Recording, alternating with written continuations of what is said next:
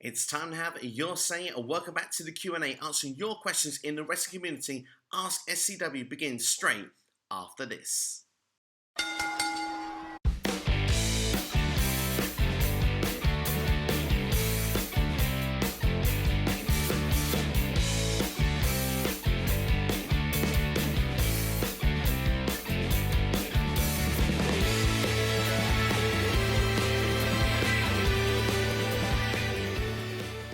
So welcome back to the Q&A. As always, Ask SCW, answering your questions in the wrestling community. If you want to be involved on the next Q&A, all you got to do is drop a question in the comments below. Leave the hashtag AskSCW, or you can drop a question on Twitter, Instagram, or Facebook. All should be coming up on your screen right about now. Going to be answering some big questions today on AEW and WWE, including who will win the World Title Eliminator Tournament at Full Gear. I'm going to be actually going through the brackets as well of the TBS Championship Tournament, and on WWE, what is going on with Becky Lynch and Charlotte Flair. And of course, Survivor Series season is upon us. I'll be answering which I think is the greatest Survivor Series of all time.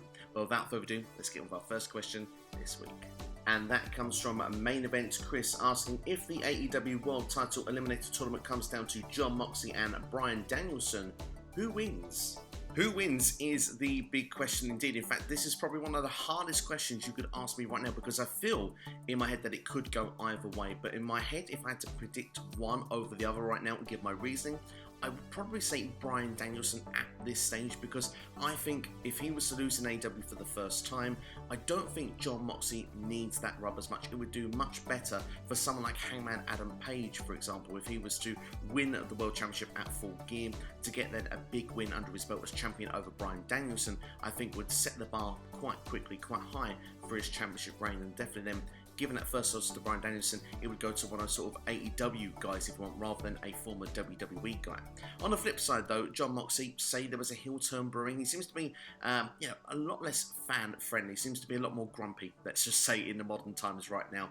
If he wants to go full-fledged heel turn, this would probably do a good thing in setting him up against Hangman Adam Page or even Kenny Omega, but we've been down that road before. So for me personally, I think Bryan Danielson would make the most sense, but honestly, it could go either way, and I definitely would hold a full prediction back until I do the AEW Full Gear predictions, which will be coming later in the month, of course, the week of the pay-per-view. But if you had to ask me right now, put me on the spot, I would predict Bryan Danielson, but yeah, it's a really tough one to call. Let me know your thoughts in the comments below.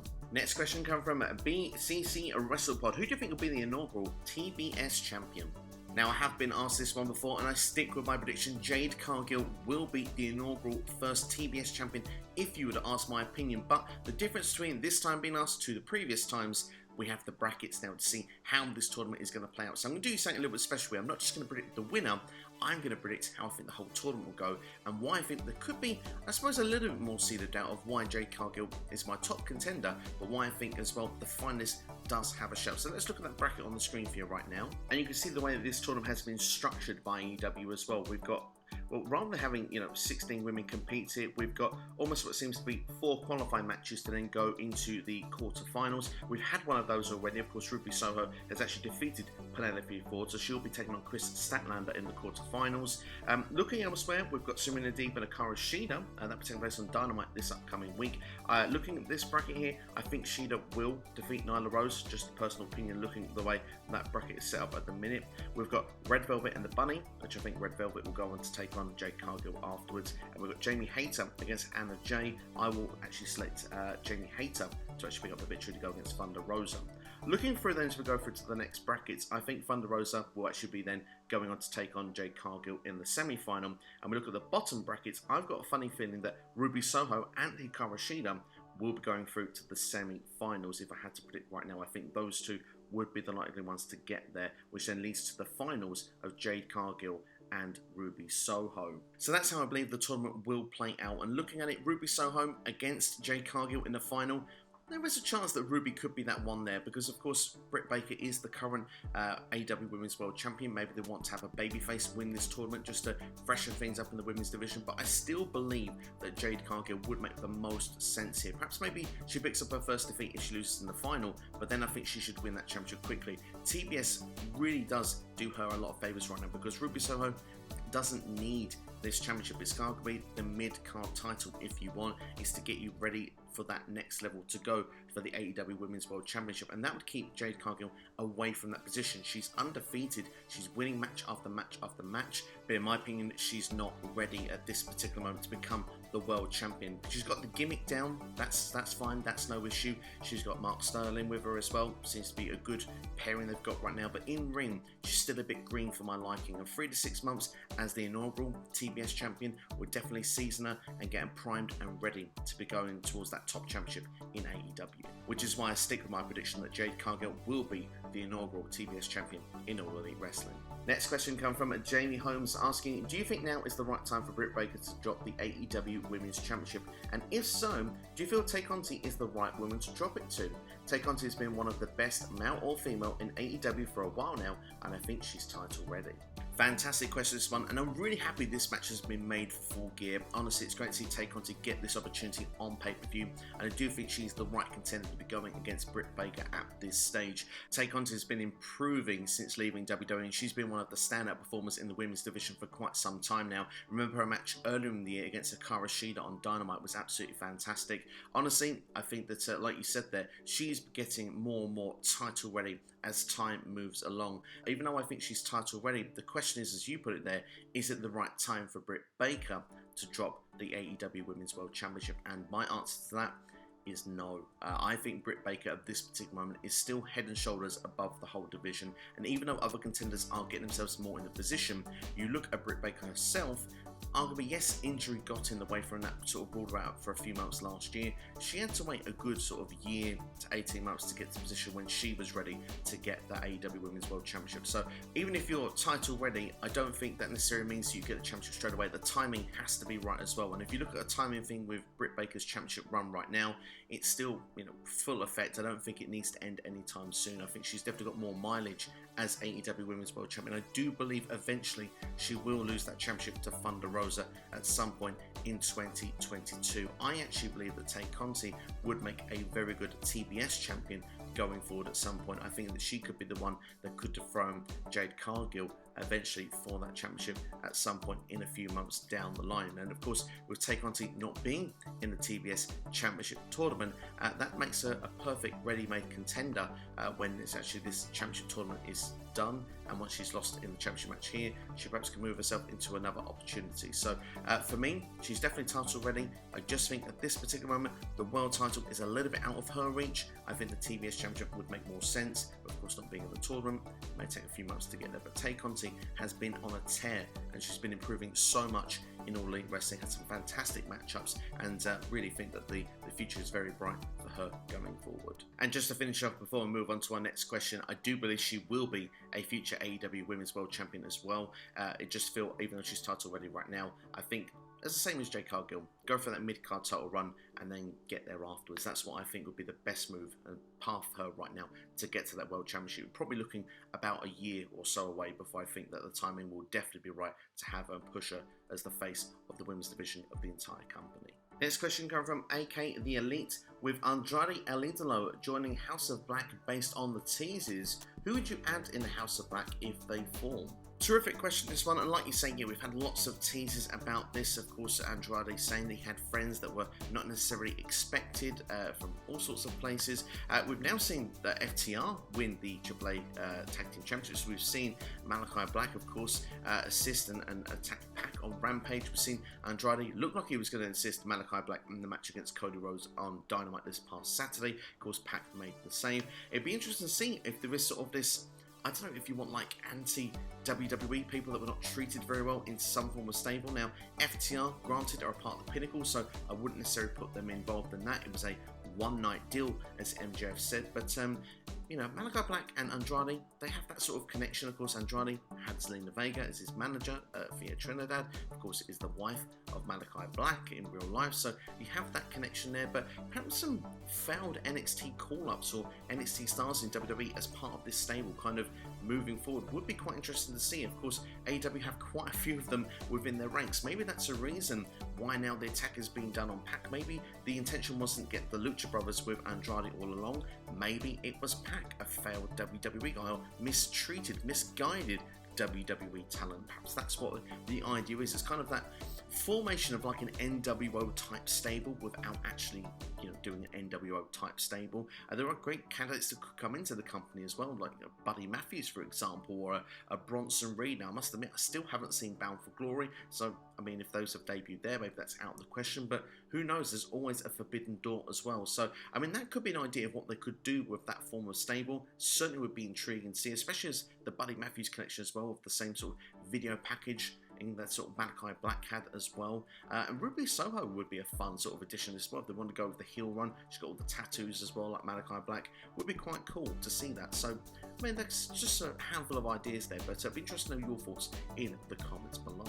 Mike, Tanhabs Mike, with our next question now, coming via Instagram this week. With Survivor Series next month, in your opinion, what is the best Survivor Series pay-per-view of all time? Singles match, speciality match, and best traditional Survivor Series match? Absolutely loving this question. The Survivor Series are one of my favourite pay-per-views growing up, and through the calendar year as well will always hold a special place in my heart. And to say my favourite one of all time has to be 2002, because, well, I just think from start to finish, sometimes you get the perfect show, a home run show from WWE or any company, and I think the Survivor Series back in that year was one of them. It just fantastic matches throughout. The roster at point is stacked. It's got the first ever Elimination Chamber match as well, which is probably my favourite specialty match in Survivor Series history as well. Sometimes you can't beat the first, and it's always, when someone says the Elimination Chamber, it's always the first one I think of. Of course, Shawn Michaels winning the inaugural one that was involved there with the likes of Triple H, Rob Van Dam, Kane, Chris Jericho, and Booker T all being involved in that encounter. As for singles match, this is quite hard actually, because it's not always the first thing you think of when you think Survivor Series, but definitely one match that goes straight to the top end, goes back to 2007. Randy Orton versus Shawn Michaels, I think it's an absolutely spectacular one-on-one encounter. So that is definitely one I would recommend to everybody to go and check out if they haven't seen the match on Peacock or the WWE Network, depending on where you're placed on in the world. Of course, there are some historic ones you should shout out as well, though. Of course, the Montreal Screwjob from 1997. How can anyone ever forget the infamous Bret Hart versus Shawn Michaels main event, where, Bret was completely screwed out of the company and out of the WWE Championship, as well as that as well. The following year, of course, the Rock of Mankind in the end of the Deadly Games tournament. As well as that, we've got Bret Hart versus Shawn Michaels from 1992, which is a stellar one-on-one encounter. And who forgetting as well the Hell in a Cell match between Batista and The Undertaker when that took place in Hell in a Cell as well. Fantastic rivalry they had going through 2007 through to 2008. So that would be another one I would definitely recommend as well. It's one of the top special matches in Survivor Series history, but I do stick with my earlier answers for you. As for Survivor Series traditional match, now there's so many that I'm a big fan of, and yeah, it's hard to narrow it down to one, to be brutally honest. I think many would probably go with 2003, the Team Moxley versus Team Bischoff, which is definitely one of the more newsworthy ones in history that people go to talk about, but I quite like some of the modern ones. I'm not going to lie to you, particularly 2016 is one that really does stand out for me, with the Raw versus SmackDown when that was reintroduced. I just thought that match, it went on for about an hour as well, and the story that was told throughout that match was just absolutely spectacular. So yeah, weird enough, it's one of the modern ones, but I think that's the one that I think I would go with. One of the more classic ones, of course, there would be, of course, the alliance against WWE from 2001, WWE versus WCW and ECW, of course. Say what you want about the invasion, I tell you what, the way it was dealt with the Survivor Series 2001 was an absolute classic, and the way that main event match was played out was absolutely awesome as well. And seeing the celebration, of course, when Team WWE got the victory at the end, the Mulvin cut angle, this Survivor Series match definitely had everything on offer.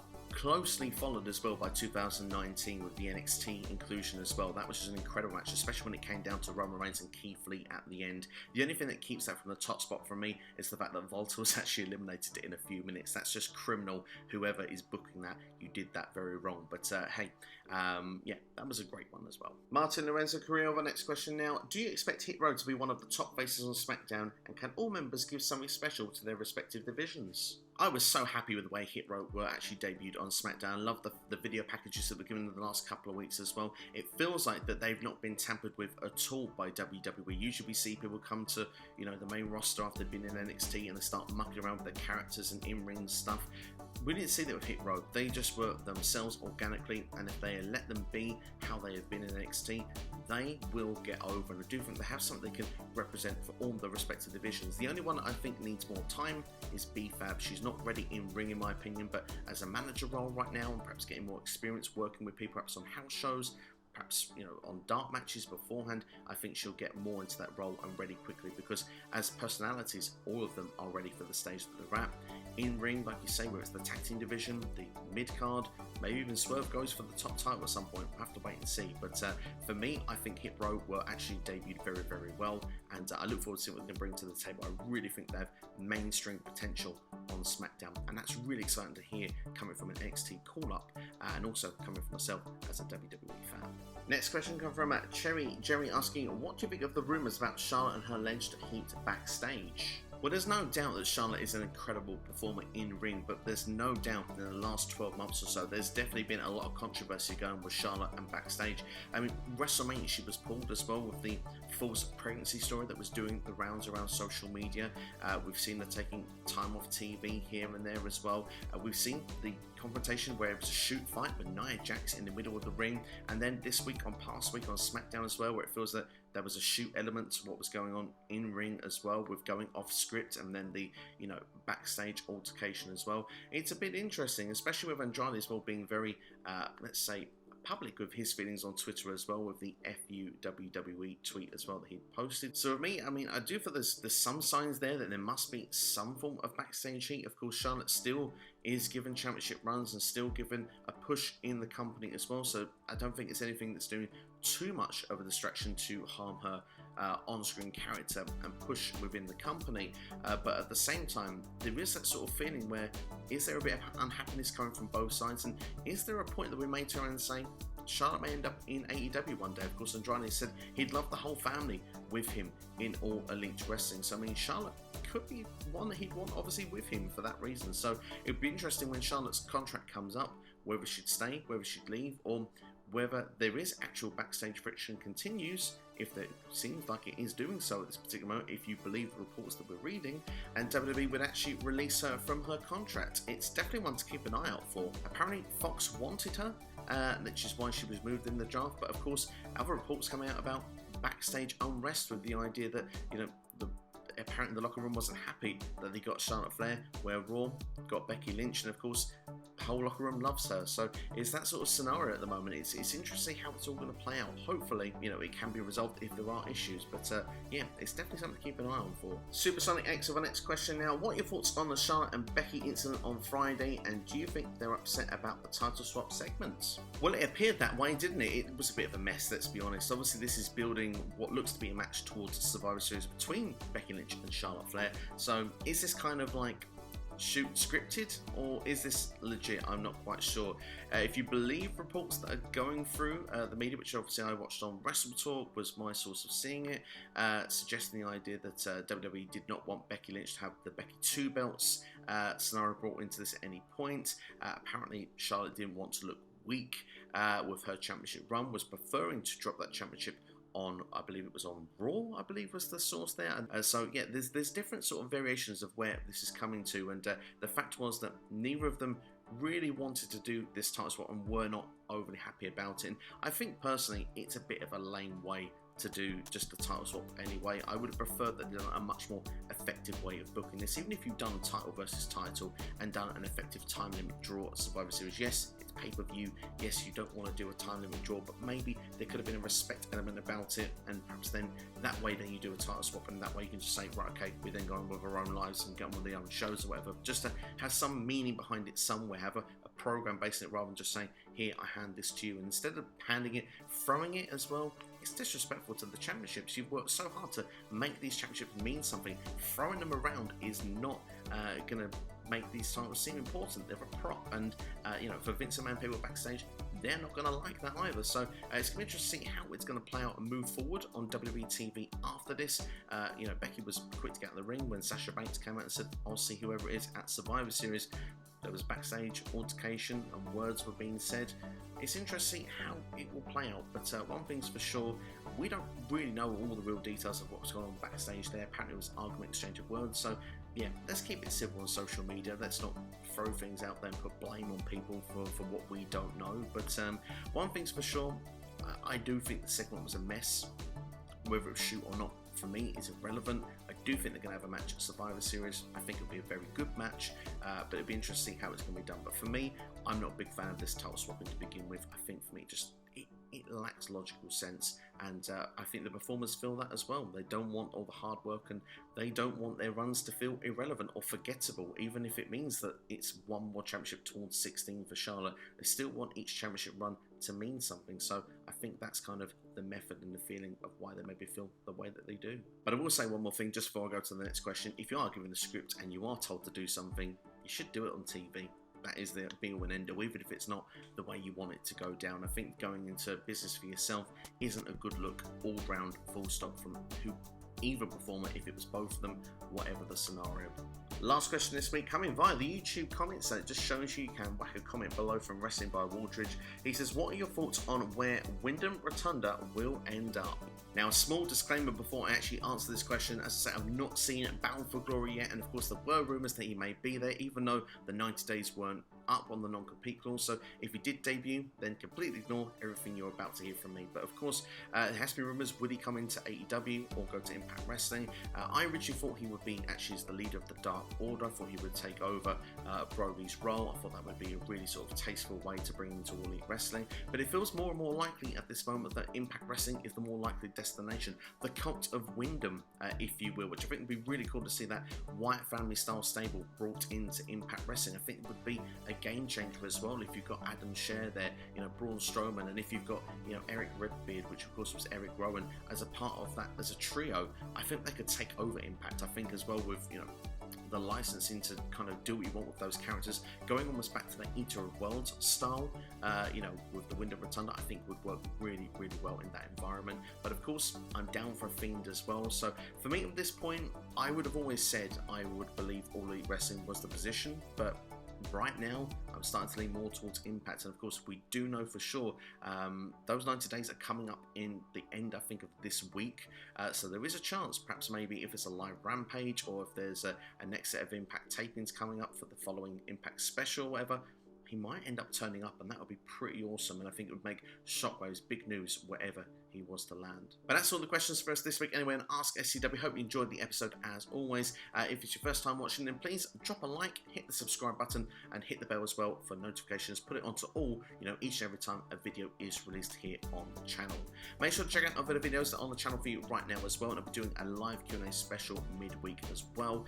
But yeah, thank you for watching. Enjoy yourselves. Have yourselves a great day. You've been watching Ask SCW here on YouTube, and I'll see you all next time. All the best.